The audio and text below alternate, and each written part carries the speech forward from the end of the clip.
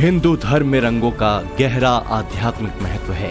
भगवा, पीतांबरी, सफेद, लाल, हर रंग को धारण करने का एक मतलब है। अब तक अयोध्या में प्रभु श्री राम के दरबार में पुजारी केसरिया वस्त्र धारण करते थे, लेकिन इस हफ्ते से पुजारियों के पोशाक का रंग बदल गया है। गर्भगृह में अनुष्ठान करने वाले पुजारियों के वस्त्र के रंग में आखिर ये बदलाव क्यों किया गया, ये बताएंगे। पहले देखिए गर्भगृह की वो तस्वीर जिसमें पुजारी पीतांबरी परिधान में रामलला की पूजा अर्चना कर रहे हैं। रामलला के पुजारियों के लिए नया ड्रेस कोड लागू हो गया है। मुख्य पुजारी के साथ साथ 4 सहायक पुजारी और 20 ट्रेनी पुजारी एक खास परिधान में दिख रहे हैं। पुजारियों के शरीर पर पीतांबरी चौबंदी के साथ धोती और सिर पर साफा दिख रहा है। कॉटन की पीली धोती से पूरा साफा बनाया गया है। चौबंदी पीले रंग की है। ये बिना बटन के कुर्ते के आकार की होती है। इसको बांधने के लिए एक धागा पिरोया गया है, जबकि पायजामे की जगह पुजारी गहरे पीले रंग की धोती धारण कर रहे हैं। इसको लुंगी की तरह बांधा जा सकता है।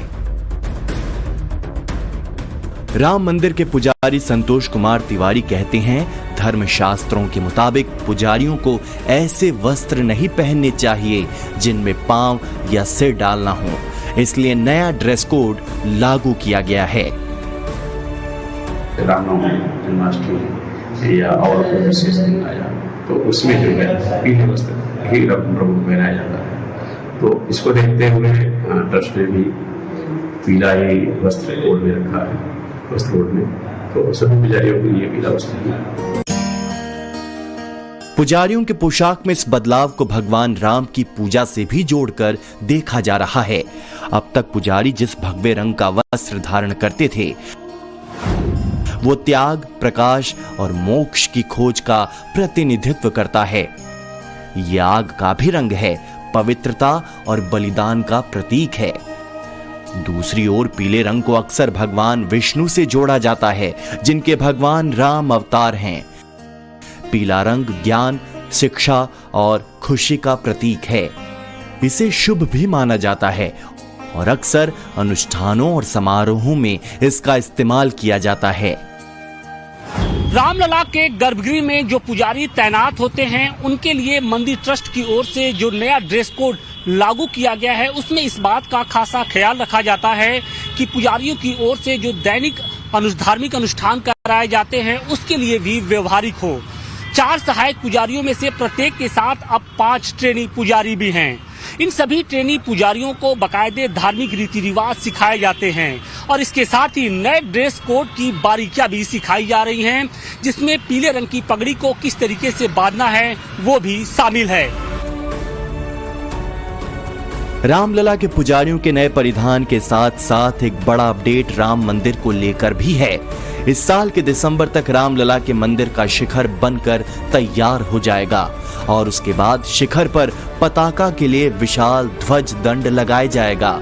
ये इतना विशाल होगा कि प्रभु श्री राम की नगरी में आने वाले श्रद्धालु शहर के किसी भी कोने से इस ध्वज दंड पर लहराते पताका को देख पाएंगे। ग्राउंड से लेकर मंदिर के शिखर तक की ऊंचाई 161 फीट तय है।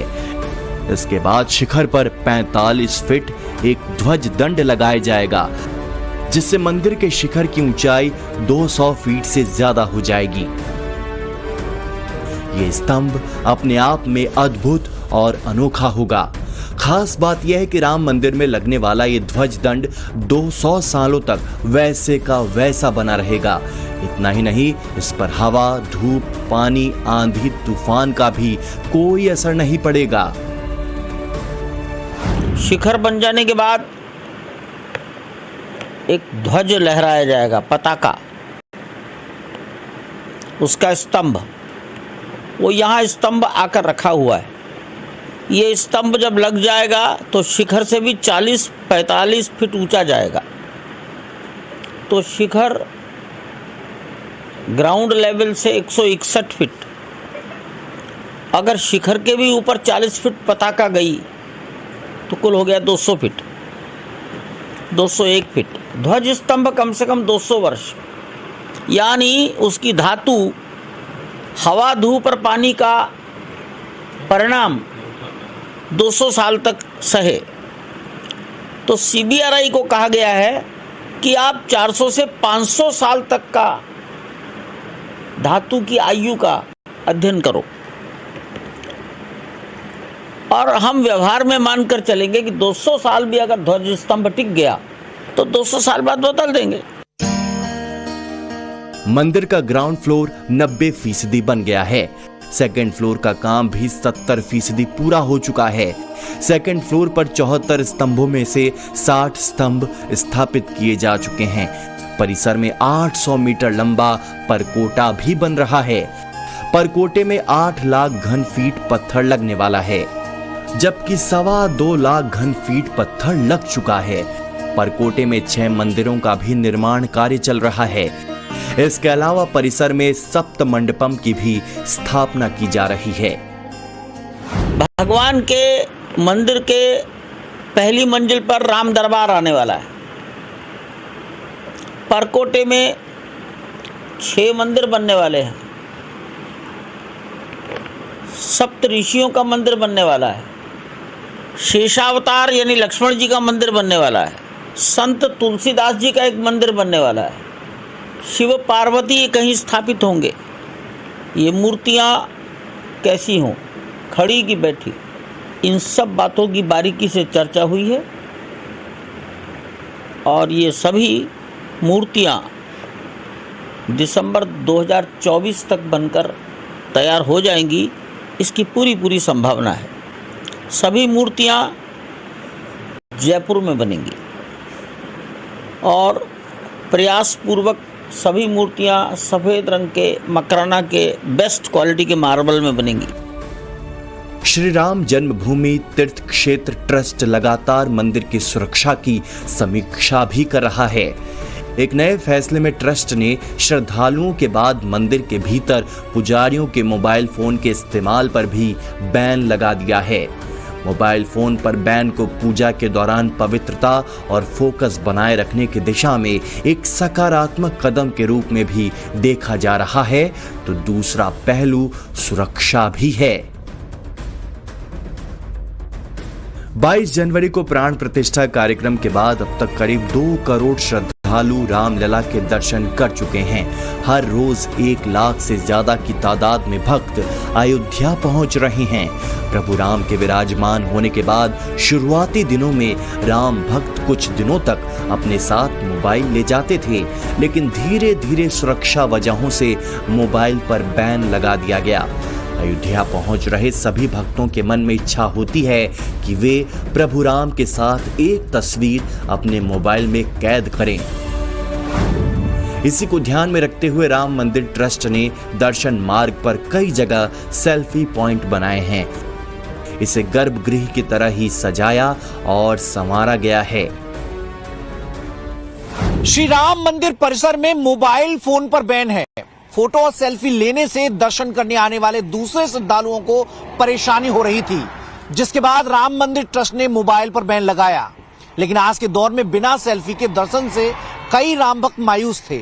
इसे देखते हुए अब राम जन्मभूमि पथ पर 2 जगहों पर सेल्फी पॉइंट बनाया गया है, जबकि कई और जगहों पर सेल्फी पॉइंट बनाए जाने की तैयारी चल रही है।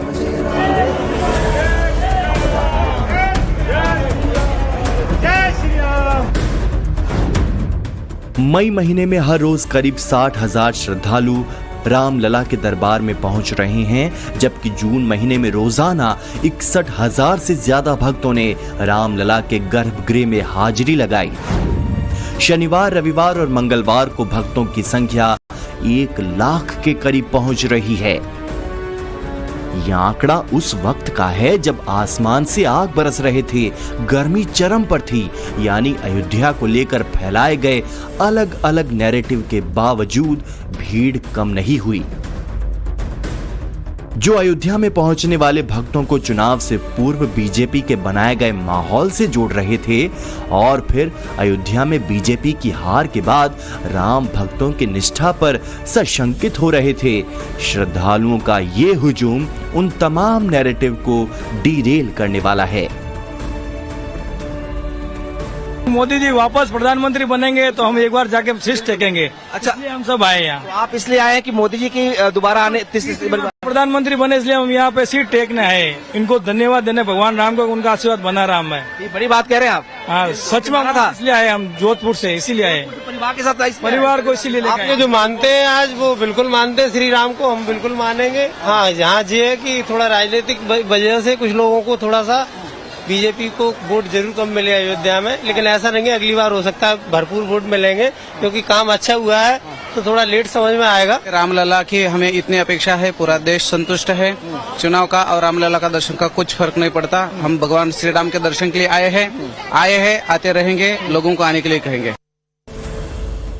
कोई यूपी के बस्ती से पहुंच रहा है, कोई राजस्थान से, कोई आंध्र प्रदेश से आकर रामलला के दर्शन मात्र से खुद को धन्य मान रहा है।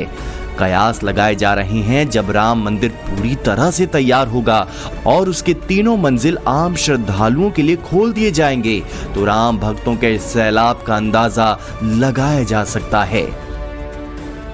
ओडिशा से भैया, ओडिशा से। ओडिशा से? ओडिशा। कब आए आप?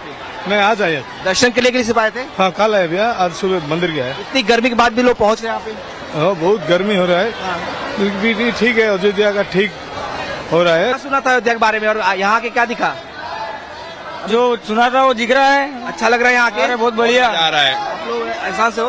हाँ, माकोला से। इतनी गर्मी है उसके बावजूद भी लोग पहुंच गए। अरे राम राज्य है, राम जी का है, दर्शन लेने आए हैं। 45-50 डिग्री तापमान में कोई आना नहीं चाह सकता। दिन में तो बिल्कुल नहीं आते लोग, बीमार पड़ रहे हैं, कितने बेहोश हो जा रहे हैं, अस्पताल भरा पड़ा है। सुबह और शाम निकलते हैं, खूब भीड़ भाड़ है, कोई मतलब भीड़ में कमी नहीं है। पहले जैसा ही भीड़ है, सब कुछ सही चल रहा है। न तो अयोध्या में भक्तों का जोश थमा है और न ही बीजेपी अयोध्या में हार के बाद किसी अवसाद में है। मुख्यमंत्री योगी आदित्यनाथ के राम नगरी के प्रति आस्था और समर्पण आज भी ठीक वैसी है जो कि चुनाव से पहले थी। राम नगरी अयोध्या में वीवीआईपी गेस्ट हाउस बनाया जाएगा जिसमें वैष्णव परंपरा की झलक दिखेगी। इसकी ऊंचाई राम जन्मभूमि मंदिर से कम रहेगी। इस भवन को प्रोटोकॉल वाले मेहमानों के लिए तैयार कराया जाएगा। इसके लिए सरयू नदी के किनारे पर्यटन विभाग की 3.5 एकड़ जमीन तय की गई है। ग्रीन बिल्डिंग के रूप में इसे विकसित किया जाएगा। पिछले दिनों खुद मुख्यमंत्री योगी आदित्यनाथ ने इस सिलसिले में एक बैठक की और उसका खाका भी देखा और समझा। इससे पहले अयोध्या में 38 लाख से ज्यादा पौधे लगाने का एक्शन प्लान तैयार किया गया ताकि ग्रीन अयोध्या पर जोर दिया जा सके। आतंकी खतरे से निपटने के लिए अयोध्या में एनएसजी हब भी बनाया जाएगा। प्रभु श्री राम की नगरी होने के साथ साथ अयोध्या पर सीएम योगी के फोकस की एक और बड़ी वजह एसबीआई की एक रिपोर्ट भी है। एसबीआई ने अपनी रिपोर्ट में दावा किया है कि राम मंदिर और राज्य सरकार की दूसरी पर्यटन योजनाओं के चलते यूपी सरकार को मोटी कमाई होगी। रिसर्चर्स ने अनुमान जाहिर करते हुए कहा है कि उत्तर प्रदेश सरकार को फाइनेंशियल ईयर 2025 में 20,000 से 25,000 करोड़ रुपए की अतिरिक्त कमाई हो सकती है। उत्तर प्रदेश सरकार के बजट के मुताबिक वित्त वर्ष 2024 में उसका टैक्स रेवेन्यू 2.5 लाख करोड़ रुपए पहुंचने की उम्मीद है। साल 2022 की तुलना में 2024 में उत्तर प्रदेश में पर्यटकों द्वारा किया गया खर्च करीब 2 गुना हो सकता है। अयोध्या में राम मंदिर और उत्तर प्रदेश सरकार द्वारा टूरिज्म सेक्टर को बढ़ावा देने के लिए उठाए गए कदमों के चलते पर्यटकों का खर्च 4 लाख करोड़ रुपए से ज्यादा हो सकता है। रिपोर्ट में यह भी दावा किया गया है कि 2028 तक भारत की इकोनॉमी 5 ट्रिलियन हो जाएगी। वहीं दूसरी ओर ऐसा होने पर उत्तर प्रदेश की जीडीपी 500 अरब डॉलर यानी 24.4 लाख करोड़ के पार पहुंच सकती है। उत्तर प्रदेश वेटेज के मामले में दूसरे नंबर पर होगा और राज्य की जीडीपी नॉर्वे से भी ज्यादा हो जाएगी। जाहिर है ये सब कुछ राम लला करेंगे। राम लला यूपी को माला माल करेंगे। जो लोग कहते हैं कि अयोध्या में हारने के बाद बीजेपी राम नगरी को लेकर उदासीन हो गई है, उन्हें ये समझना चाहिए कि सीएम योगी के लिए अयोध्या सियासत का अखाड़ा नहीं बल्कि आस्था और धर्म का केंद्र बिंदु है। सीएम योगी बखूबी जानते हैं कि राम की नगरी का वैभव, समृद्धि दुनिया में जितना बढ़ेगा, यूपी के लोग भी हर पहलू से समृद्ध होंगे। और यही वजह है कि राम मंदिर निर्माण से जुड़े बाकी काम तय समय के मुताबिक पूरा करने की पूरी कोशिश हो रही है।